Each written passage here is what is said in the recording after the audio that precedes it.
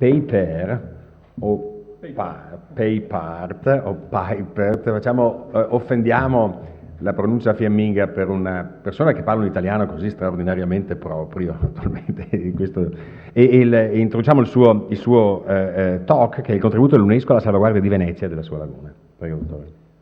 Vi ringrazio per l'invito. No, ok. Sì, vi ringrazio nuovamente per l'invito e quello che vorrei tentare di fare, fatta già un po', se volete, l'introduzione o questo chiarimento iniziale, ritornare un po' ad esaminare questa storia recente, cinquantina di anni quasi, perché la voglio far ripartire dal 66, ma non per fare né autocelebrazione, né per ripercorrere un po' un percorso dove l'UNESCO sicuramente non è stata solo osservatrice o osservatore privilegiato di alcune cose, però sicuramente attore o attrice anche di alcuni momenti importanti di questo, quello che lei stesso ha chiamato l'evoluzione di un dibattito o di una questione così definita veneziana, o di Venezia e della sua laguna. Perché ritengo che riguardando a questo, vediamo questa evoluzione, poi arriviamo comunque a porci alcune domande e come vi volete porre come una piattaforma di dibattito scientifico, ma anche di incontro con tutti quanti, non solo gli scienziati, gli esperti. Mi sembra molto opportuno fare questo, dare alcuna indicazione di quello che è il nostro punto di vista su queste grandi questioni per un dibattito futuro prossimo, insomma.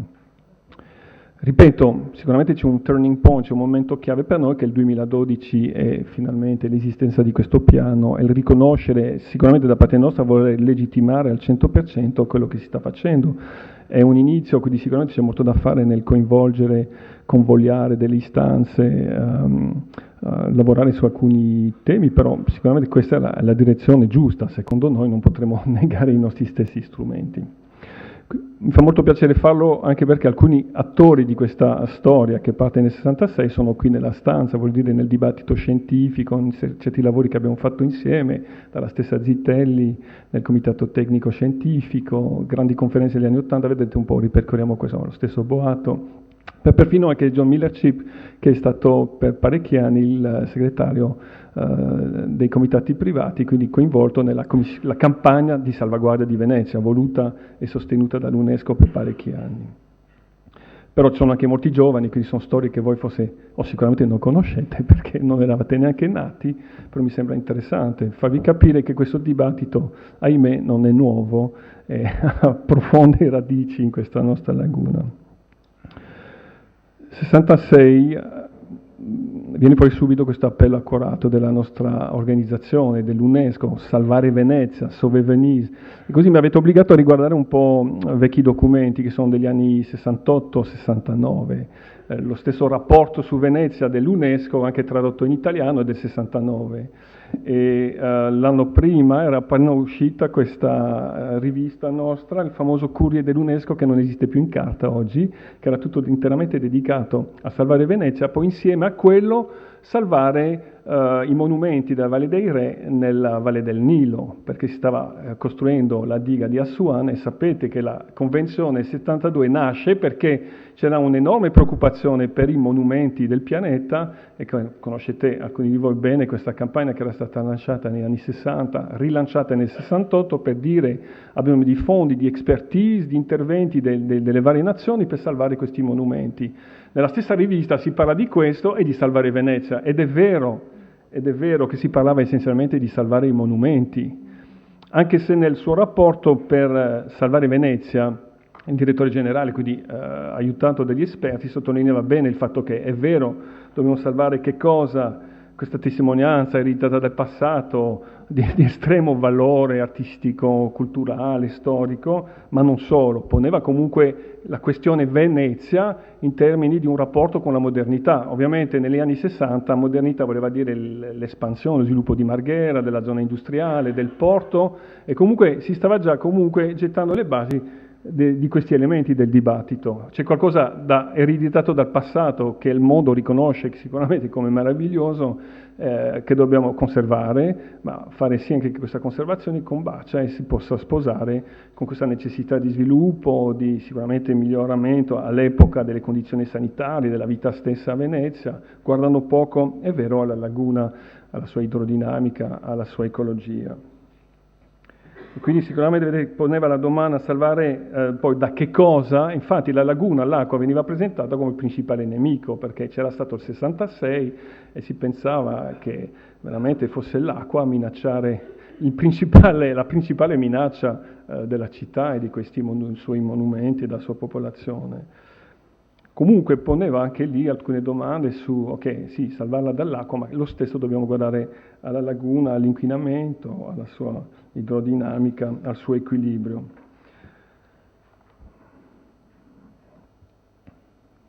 Vi ho detto, scusate, le slide sono in inglese, ma come vedete vi parlo.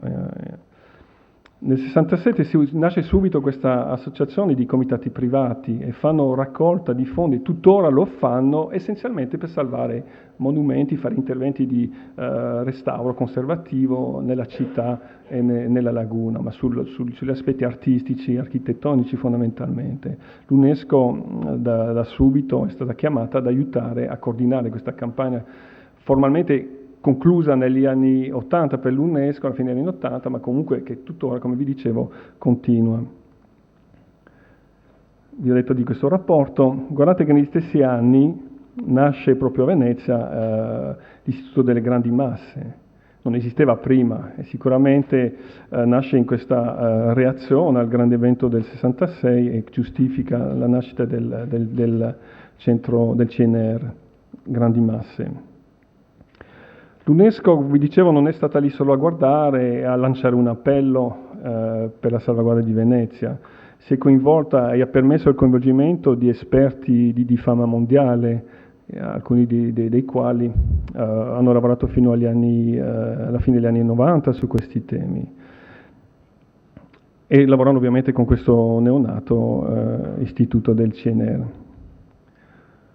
Nasce nel 73 la legge speciale per Venezia, cominciano a muoversi tutta una serie di cose sul piano legale, ma anche poi delle strutture preposte a intervenire per la salvaguardia. Nasce anche nel 73 un ufficio che oggi non c'è più, che aveva sede a San Marco, proprio l'ufficio di collegamento per la campagna della salvaguardia. Alcuni di voi si ricorderanno che ne facevano parte il famoso CTS, il Comitato Tecnico Scientifico per lo studio. Vedete la necessità già di integrare, di mettersi insieme a studiare non solo problematiche ma possibili soluzioni per la salvaguardia. C'era all'interno di questo comitato un rappresentante permanente dell'UNESCO, come la stessa legge del 73 prevede che nella Commissione Salvaguardia di Venezia ci fosse anche lì un rappresentante dell'UNESCO. Secondo me è una cosa superata oggi, nel senso che appunto, come dire, il bambino è cresciuto, c'è una certa autonomia da rispettare più che da garantire se c'è adesso un comitato di pilotaggio dello stesso sito che rappresenta la posizione dell'UNESCO, se volete, o l'intervento dell'UNESCO sul sito. Questo penso sia stato un momento molto importante, questa tavola rotonda, questa conferenza internazionale organizzata alla Fondazione Cini, vedete l'81, che ha chiamato veramente attorno al tavolo i massimi esperti di ecologia lagunare, di salvaguardia attorno al tavolo. Perché cito questa conferenza? Perché ce ne sono state, direi, migliaia sul tema di Venezia in questo arco di tempo. Perché da lì è nata l'idea di un grande progetto di ricerca coordinata su Venezia e la sua laguna e sull'ecologia lagunare più in generale.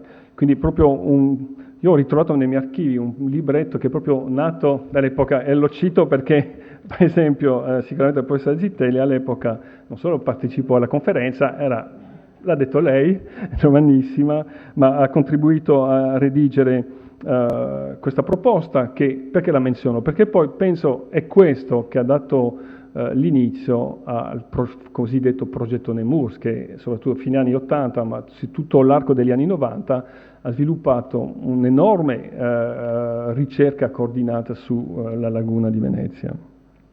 C'erano nomi come Battaglia, come Deiac, Fossato, Gatto, Pierre Lasserre, che è stato anche il nostro direttore qui a Venezia, Jean-Marie Martin, che ha diretto per alcuni anni l'Istituto Ambientale dell'ISPRA. Sì. Messina, Nixon, persone che abbiamo ritrovate per discutere delle questioni ambientali. Stay Hart, un belga anche. Vedo che la memoria però non le manca. E quindi vedete, nasce l'idea di una grande ricerca coordinata, ed è vero, poi l'UNESCO vi ha preso parte negli anni 90 proprio sull'ecosistema lagunare, una grande ricerca internazionale, e anche sui canali interni di Venezia, ci arriviamo subito. Vedete che è dell'84 questa proposta di questo progetto, Venice Lagoon, poi è stato presentato al Ministero dei Lavori Pubblici, poi alla fine è il MURSS, quindi il Ministero della Ricerca Scientifica e Tecnologica, che lo ha finanziato negli anni 90. Questo passo c'era anche un comitato ovviamente di esperti, coordinato dal MURSS appunto, per aiutare a fornire alcune risposte. Se mi permettete un'osservazione su questo fatto, mi ha colpito che sono entrato all'UNESCO negli anni 90, quindi ho cominciato a lavorare su questi progetti, e mi ha colpito molto il fatto che ci fosse una specie, mi limiterò a dire questo, uno scostamento, una distanza, una disconnessione fra tutto questo sforzo di ricerca enorme, con anche difficoltà a coordinare bene decine, centinaia di università, di esperti coinvolti su tanti diversi temi di ricerca collegati alla laguna, ma non solo di coordinamento, ma poi di connettere tutto questo sforzo di conoscenza, di ricerca ai processi decisionali, a quanto si stava andando o si stava già decidendo di fare sulla laguna. Mi limito a dire questo, perché è un tema che voglio cogliere anche per il futuro del dibattito. Boato anche stesso ce l'ha ricordato. Solo a fare la sintesi di quanto sappiamo ci vogliono centinaia di pagine, solo per fare la sintesi. C'è un'enorme quantità di conoscenza, ma quello che tuttora mi sembra caratteristico del nostro problema veneziano, lagunare in particolar modo, è sempre questa difficoltà però a far convogliare dei messaggi chiari dalla ricerca, dal mondo delle conoscenze, e ritengo che anche gli operatori stessi, i tecnici delle istituzioni, molte più persone dei soli ricercatori o esperti detengono un pezzo della conoscenza che ci serve per intervenire in modo più appropriato. Convogliare, fare sì che questo sia di diretto supporto, possa essere utilizzato nei processi decisionali, rimane una grande difficoltà.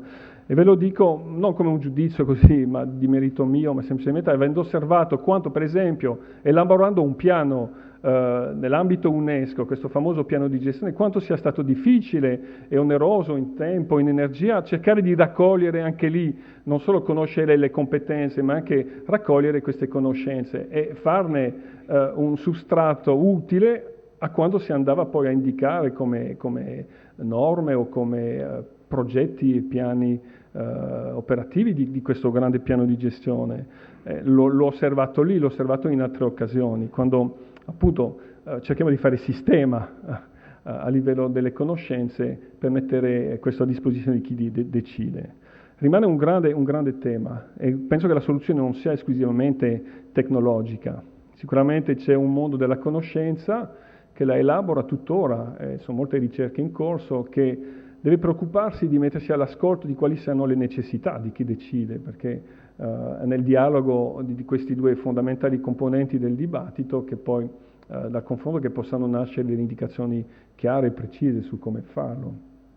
Oggi i progetti europei più importanti su questo parlano di knowledge brokering, cioè della necessità, brokering non so esattamente come tradurlo in italiano, ma è l'idea anche del broker della borsa o del mercato, cioè quello, anche a livello di tecnica o a livello di intervento, quello che mette in relazione un'offerta e una domanda. Allora, se c'è una assoluta necessità di capire meglio e decidere meglio, conoscendo meglio e amando meglio probabilmente, c'è anche la necessità di lavorare a livello delle conoscenze per fare sì che questa relazione possa migliorare. Brokering, knowledge brokering, si usano tecniche per questo, strumenti, e non è prettamente informatica la soluzione, questo di sicuro. È sicuramente culturale, è riconoscere che prima di tutto ci dobbiamo parlare. E questo è un altro problema, come dire, posso dire tipicamente veneziano, ormai avendolo osservato per 25 anni, e probabilmente che alcuni tavoli ci sono, ma il problema è che ce n'è più di uno. E sicuramente se voi ne create uno attraverso l'istituto sarà molto importante che si relazioni con chi appunto lavora in questo ufficio, su questa piattaforma di coordinamento per la gestione del sito, ma anche con altre istanze. Cioè, ho osservato, abbiamo un comitatone, abbiamo adesso un comitato di pilotaggio locale, come l'articolazione fra i due, abbiamo la commissione di salvaguardia, abbiamo un comitato, un ufficio di piano, ci sono molti tavoli dove questa brokering si può effettuare, però poi alla fine non c'è chiarezza su appunto chi decide su che cosa e a volte siamo un po' contraddittori in questo.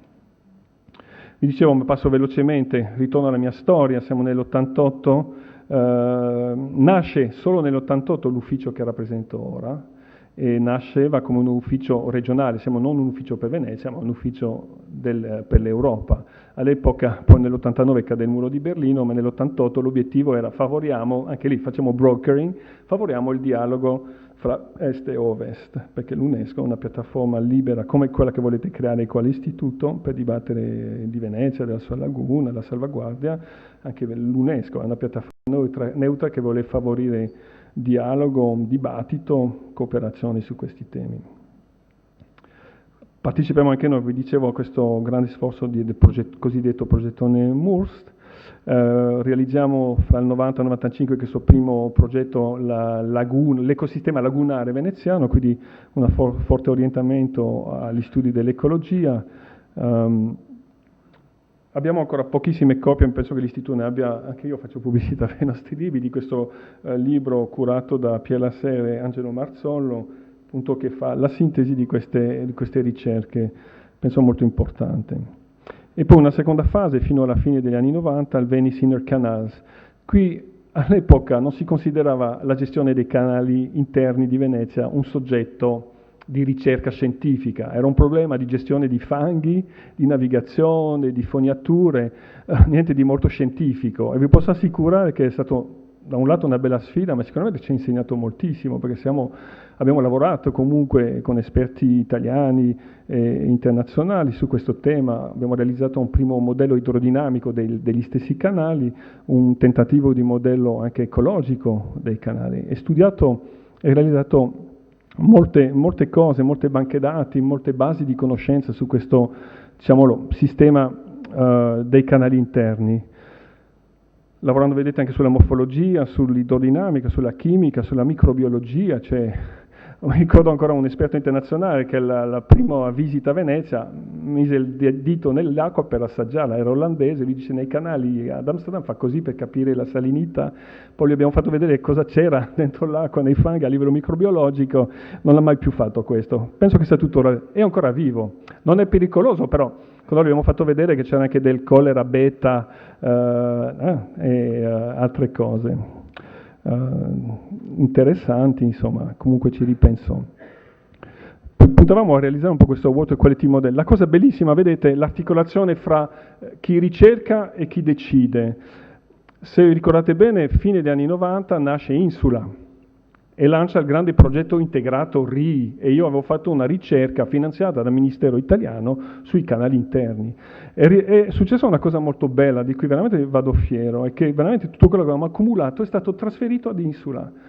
Posso dirvi che il sistema informativo che hanno cominciato a costruire sui canali, un sistema integrato dove si parlava anche di ponti, di opere d'arte sulle facciate, ma anche di come catalogare gli edifici, vari elementi del sistema urbano, sono state trasferite e utilizzate da Insula.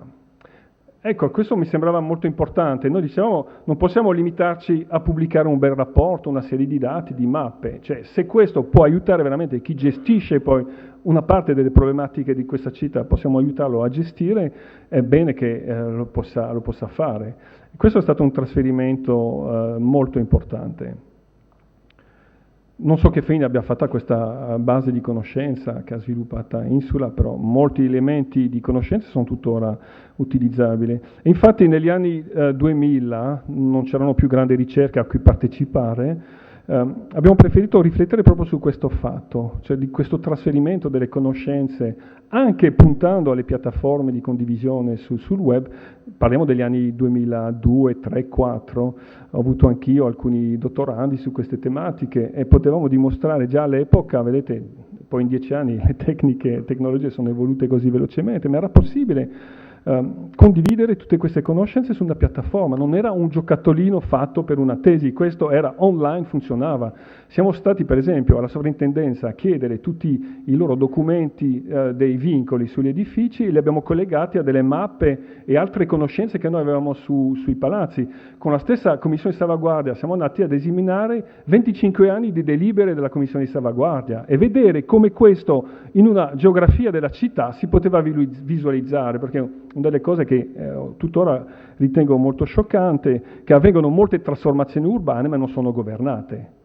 E non sto criticando i piani urbani, o piani e PAT e quant'altro, la realtà è questa, avvengono delle trasformazioni e non siamo in grado di governarle. E abbiamo dei punti di osservazione, quindi come vedete anche il funzionamento di una commissione, di un'istanza come la commissione di salvaguardia può fornirci un sacco di conoscenze.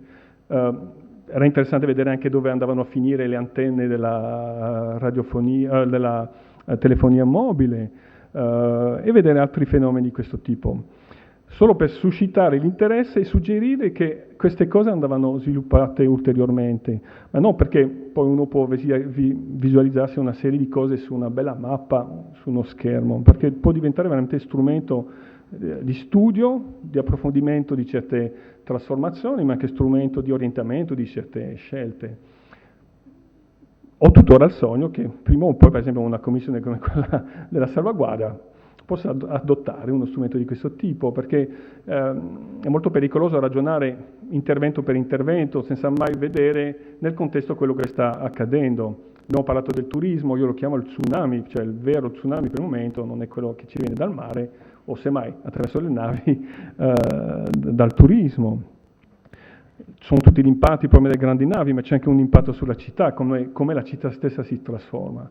Per me è chiaro che c'è un collegamento fra il fatto che nella Calle, dove noi abbiamo il nostro ufficio, fra Grimani Museo e l'ufficio dell'UNESCO, ci sono vari ristoranti bar, è sparito l'ultimo negozietto del quartiere che vendeva pane, formaggio, prodotti di prima necessità. Chiuso, cosa arriva lì? Un posto dove si venderà pasta fast food. Questo non è la pasta che mangiano gli italiani, è esclusivamente per i turisti. E così ci sono i negozietti di vetro cinese, si trasforma una città. E poi ci lamentiamo che la popolazione sparisce, ma poi scompare il tessuto urbano necessario a una vita normale, quindi sono una delle questioni del dibattito. Queste cose si possono analizzare attraverso questi strumenti. Abbiamo avuto poca risposta a questa provocazione, c'è nessuna delle istituzioni preposte, né la sovrintendenza, non esisteva ancora questo comitato di pilotaggio per il piano di gestione Venezia e la sua laguna, non abbiamo saputo a chi regalarlo questo strumento. Ed è triste, vedete, lo cito semplicemente per dire quanto sia importante questo fatto dell'articolazione fra chi elabora, ma può anche mettere a disposizione la conoscenza e chi poi a un certo punto la deve sfruttare. E sicuramente poi, questo direi è l'ultimo intervento dell'UNESCO, ufficio internazionale presente a Venezia, su queste tematiche nell'arco di tempo 2009-2012, che 2009 è l'anno in cui nasce questo comitato di pilotaggio e si avvia questo processo di pianificazione che è stato abbastanza lungo e non è finito nel 2012, però ha avuto un momento così di pubblicazione di un primo documento, quindi abbiamo avuto una forte interazione a sostegno di questo processo.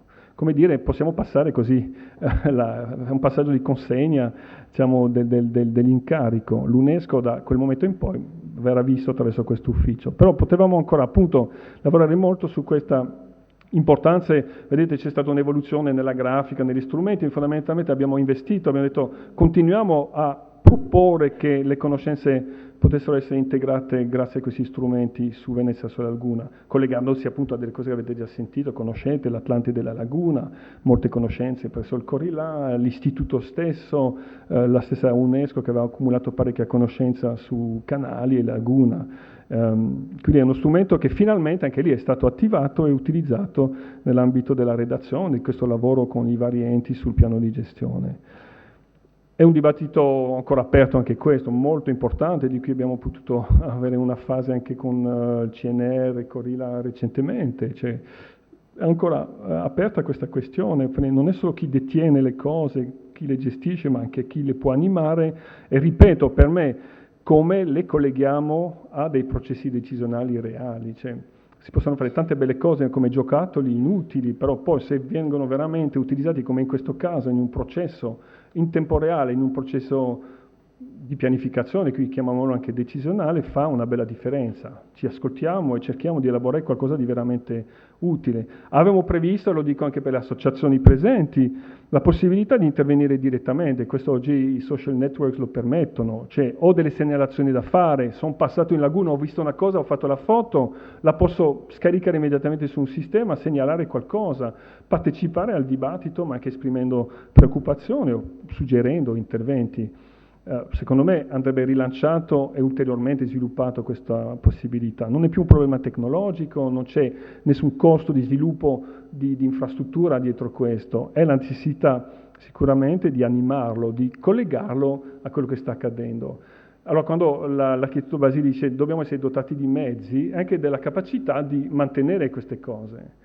Qua l'UNESCO stessa, che non ha compito di investire su Venezia, ha speso dei soldi per permettere che si sviluppasse, ma poi veramente io mi devo fermare lì. Se questo non viene iscritto poi in qualche cosa che avrà la capacità di funzionare come deve, e sicuramente anche questo è il mio appello alla nuova legge speciale, che deve pensare a questo. Non è banale e potrebbe sicuramente rappresentare un progresso enorme per Venezia, per la laguna.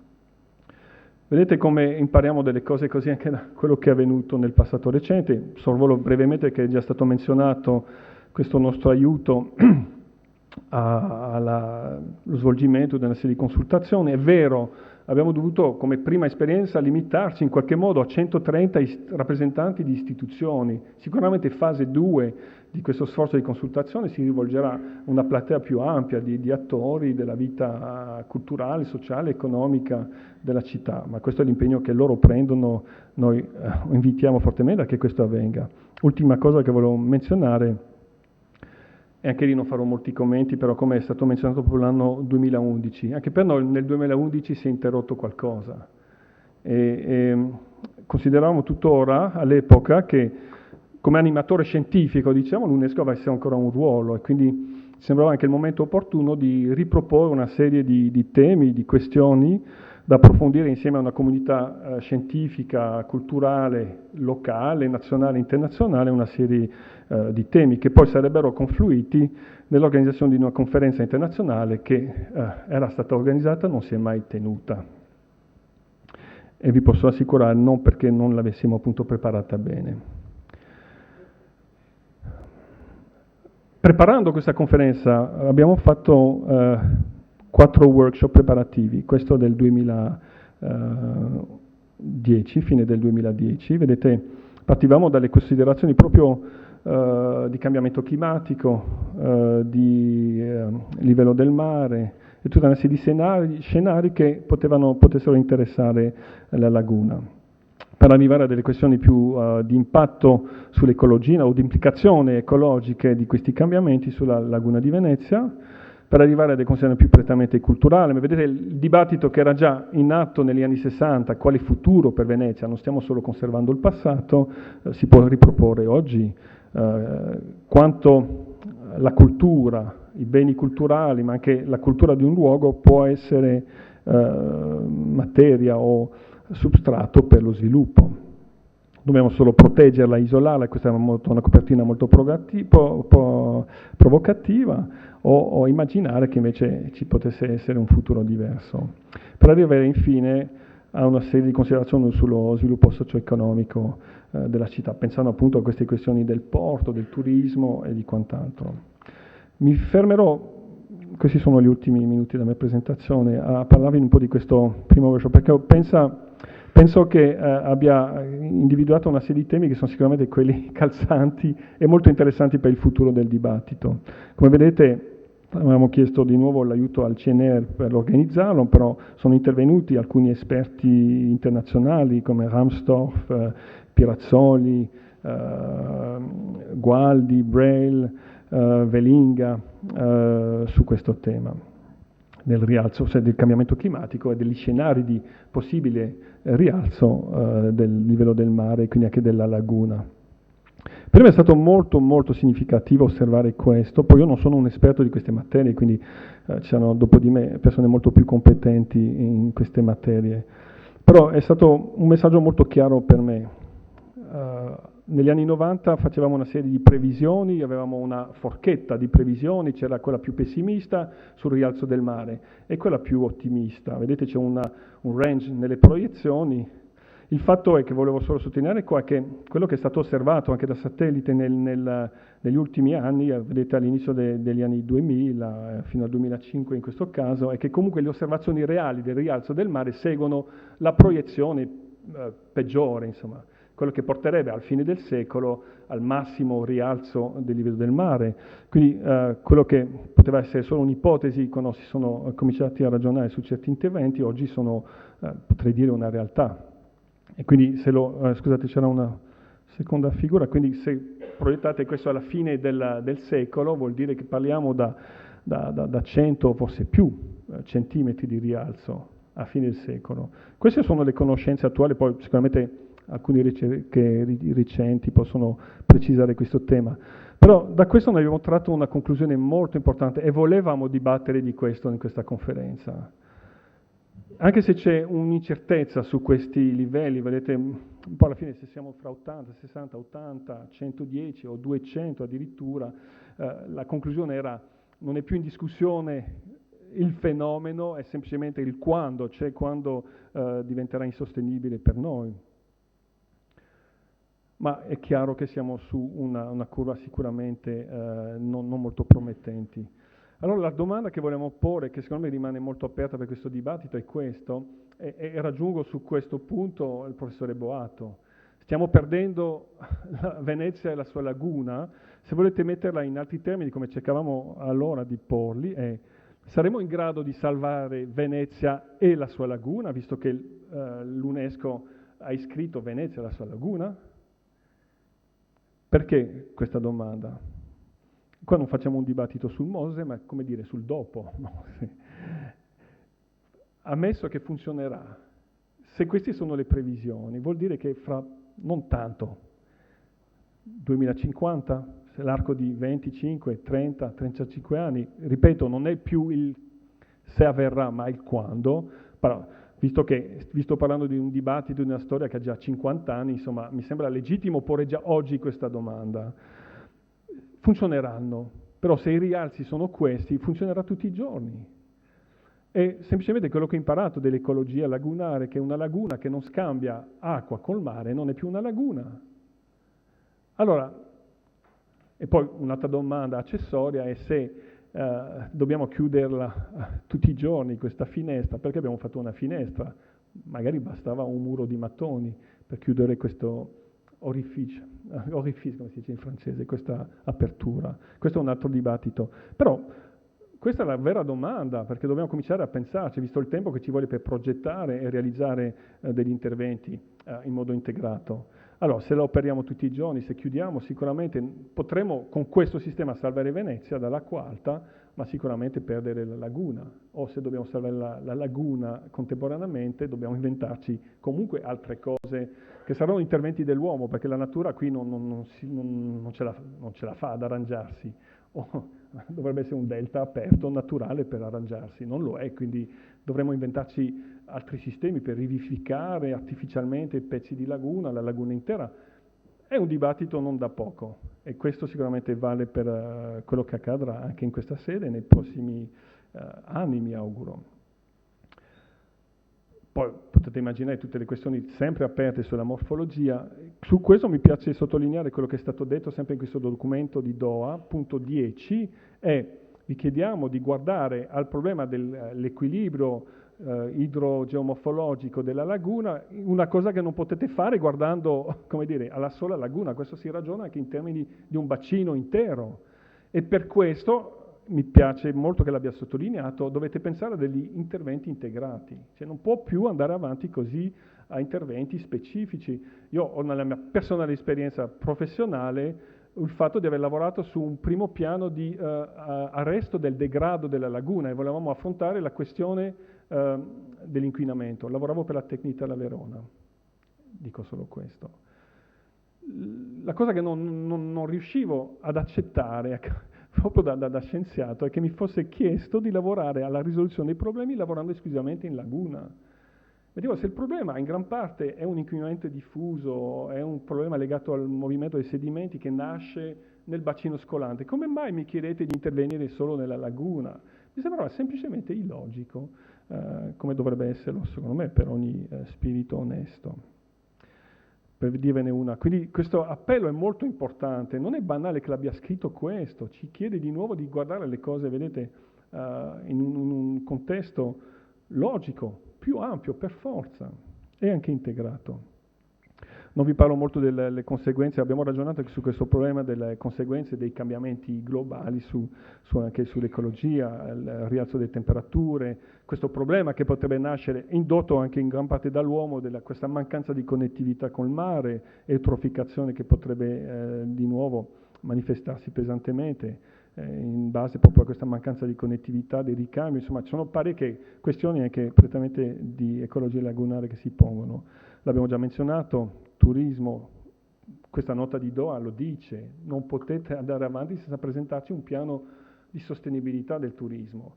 Ieri Costa ci diceva non 23, 30 milioni di turisti, ma anche l'idea che le stesse navi debbano crescere di stazza all'infinito solo per rispondere alle necessità del mercato senza guardare ad altro, non mi sembra una logica di sostenibilità. Quindi sicuramente su questo ci sarà molto da dibattere, utilizzando bene tutto l'apparato di conoscenze che già avete elaborato.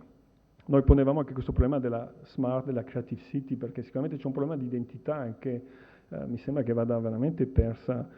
Siamo veramente, come l'ha detto, all'epoca parlavamo di 80.000 abitanti, anni 60, l'appello dell'UNESCO, e già era un grido d'allarme anche questo, siamo sotto i 60 oggi, e questo processo va avanti. Non c'è un rinnovamento del tessuto, prima di tutto umano, culturale, anche se esistono molte iniziative molto belle, ma questo va inquadrato e sicuramente aiutato. Sarà anche legato a queste grandi questioni legate al turismo, all'ecologia lagunare, al rialzo del mare. Finisco con questo, sicuramente per me, di nuovo scusate se ho battuto molto su questo punto, ma ritengo che appunto se andremo su delle ricerche integrate, coordinate o meglio coordinate, allo stesso tempo facciamo sì che questo venga veramente fatto in connessione diretta e a supporto di chi si è impegnato a realizzare questo sistema di gestione che va sicuramente ampliato, sostenuto, rilanciato, legittimato. Insomma, mi dispiace molto, non penso sia arrivato, che cazzo non sia qua, ma nel pomeriggio, un messaggio che gli trasmetteremo molto chiaramente, insomma. Per me sarebbe veramente inaccettabile che venisse fuori una nuova legge speciale senza non solo menzionare che questo è sito dell'UNESCO, ma che proprio in base a questo dobbiamo cercare di realizzare anche ricerca integrata, dibattiti, appunto brokering, messa a disposizione delle conoscenze, favorire certi processi virtuosi di gestione integrata. È una parola grossa, però vedo che si stia un po' alla volta realizzando. Poi noi continuiamo ovviamente a osservare questo sito con molta attenzione. Penso potrebbe sicuramente sia venuto il momento di incontrarsi anche a livello internazionale, fare il punto un po' delle conoscenze e rilanciare un po' una serie di domande che poi in questi anni va sottolineato. Comunque anche la comunità scientifica locale nazionale hanno saputo recepire molto bene, quindi sicuramente c'è molto da valorizzare in questo senso. Mi fermo qui con questa storia, vedete, la storia non si arresta mai, quindi siamo molto curiosi di vedere cosa accadrà nel prossimo futuro. Intanto vi ringrazio perché questo ne fa parte sicuramente. Grazie. Grazie. Grazie dottore per questa bella e così interessante relazione. Non era soltanto un excursus storico, mostra un uso della nostra lingua straordinario, posso permettere di dirlo. E poi devo anche dire molte osservazioni importanti. Dovrei solo così menzionare poche. Lei citava una cosa che io trovo molto sensata, questa idea di quello che chiameremmo appunto crowdsourcing. A Venezia la partecipazione popolare alle vicende della salvaguardia è straordinaria da secoli.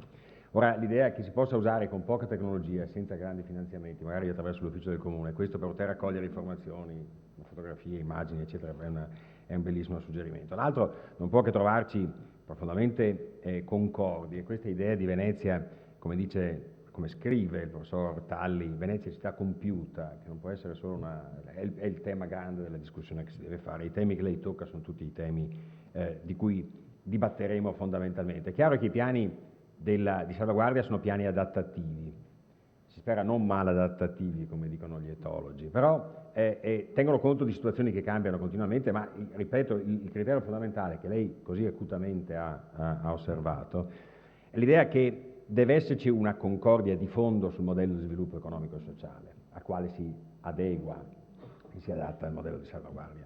Io non aprirei la discussione adesso, perché ovviamente non si darebbe più spazio all'altro intervento, perché la posporrei all'intervento del professor Luigi Dal Paus, cosa che faccio senz'altro.